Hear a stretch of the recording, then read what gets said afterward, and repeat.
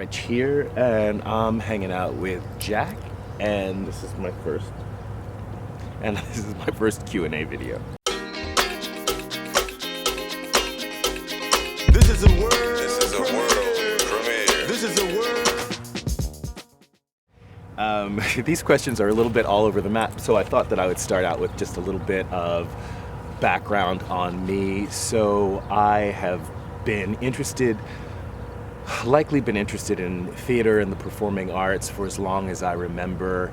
I wrote my first play when I was 8 years old, and directed it during recess, during like a week of school, and all my friends were mad as hell at me because they couldn't understand why they couldn't go out and play. And for me, I was like, this is the most fun that we could be having in the world. So I ended up, studying theater. I have, a bachelor's of fine arts in theater, and I have a master's of fine arts in theater. I was doing mostly stage and television, and then started doing a lot of work with youth. And from working with young people, I was a little disturbed the way I saw young people moving through the system, and so I became more and more engaged in work in social justice. And when I talk about social justice, I'm basically talking about how to get just more fair access to the resources that people need to be able to live, a meaningful life. With that in mind, I find myself working as a community activist. I find myself, being part now of this, vegan animal advocacy movement, for whatever that means. It's mostly just, talking to a lot of people in a lot of the circles that I find myself in. KiwiBanana asking, what are your thoughts on someone who fits somewhere in the LGBT plus spectrum, but picks and chooses when to let people know that identity about them? Do you think it is negative for the LGBT plus community? I myself experience a sense of being, sometimes a little fearful about who I can talk to about my queer identity. I grew up during a time where you could be the target of violence for being someone who was gay. We still, Orlando. And I don't know that the people in Orlando who, 50 or plus victims in Orlando were targeted specifically because they were gay, but that is a possibility, and that the question arises so immediately. We understand that it was a possibility that they were targeted because they were gay. I think it's sad that anyone has to be fearful about their identity, whatever that identity might be. Arachnid Badkid, and this is about the question of whiteness, and I guess it's a response to my "you may not actually be white" video. Do you think a person whose whiteness has been revoked by a dominant culture could still experience white privilege? I wouldn't know how to answer that question. I think it would be very arrogant of me.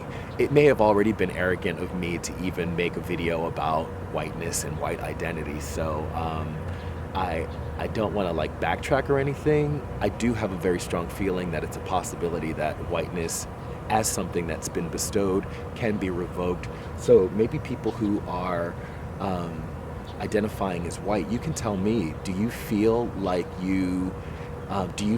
a sense of your whiteness as being something that is taken away as you move away from the status quo? Crazy Old Vegan asked, and this was in response to my video about being a follower, Forever Vegan recently left a comment where he questions the need for any leader in the vegan movement. Thoughts? Until a community has decided where it is they want to go, it's a little bit foolish even to think about who the leaders will be, because if there's not a sense of a direction, we won't know what qualifications that leader is going to need. So I fully support the idea of not necessarily having leaders, but just creating a strong sense of community first. I have a question here from Daniel L. that requires a little bit of context. The question of being gay as a choice was brought up in the video of a very popular vegan YouTuber, and I was being asked how I felt about what was said about homosexuality. And basically what was being said is that, being gay is a choice. And then the person in their video gives the example of someone who, suspects that they might be gay, but then they decide to live a heterosexual lifestyle only to have that come back and bite them in the ass. So then my question to them is, if this person has chosen to live a heterosexual lifestyle, but their gay identity ends up emerging anyway, then it seems like it wasn't a choice, or at least not really a choice, right? The next question is from Canis Lupus, 1987. As a person of color, I think it would be interesting seeing your point of view of vegans comparing black rights and slavery to animal rights. I'm Caucasian and I feel offended by this. I can't imagine how you feel about it. Maybe for someone to hear about slavery, the slavery of black people, it's the same for them as hearing about the slavery of animals. But I don't know, any way you slice it, it's getting into really touchy territory. And I think it's maybe best to just avoid it and say, hey, we all deserve to live, and we all deserve to live a life without fear, regardless of what species we belong to, regardless of what identity we've been labeled with. I think this whole idea of trying to compare different types of oppression just ends up leaving people feeling really uncomfortable and maybe hurt and maybe violated. My next question is from Plant Powered Activist, and asking about, how do we get people from historically oppressed groups to feel more welcome in the vegan community? I guess really the question is, how can we get people who have not been traditionally part of historically oppressed groups to understand that they don't own these communities?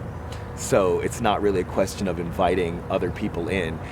It's more about like, hey, welcome to the club. Veridian asks, please help me with this. I was never confronted with the topic of racism, which makes me privileged, I know.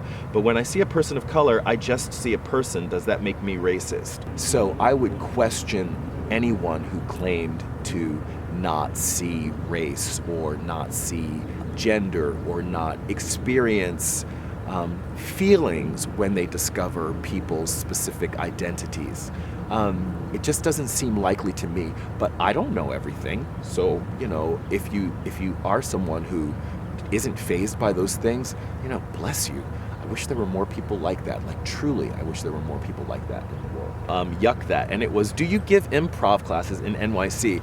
And the answer to that is, I used to, but now that I'm packing up and moving to Detroit, I won't be doing any of that in New York City, but I will be offering all kinds of workshops, and a lot of those will be free once I get to Detroit. So if you are in the Michigan area, follow me on the Altspace Detroit website, and you can find out, you can learn where you can join in on some of the theater related work or some of the activism work that I'm doing, or how you can help out at Altspace and building out that space. That's it for this video. Like it if you like it, share, comment, subscribe. If you have a question, you can either leave it in the comments or you can send it to me at askme1@regflowers.com. This is Reg signing off. Love yourself. Peace.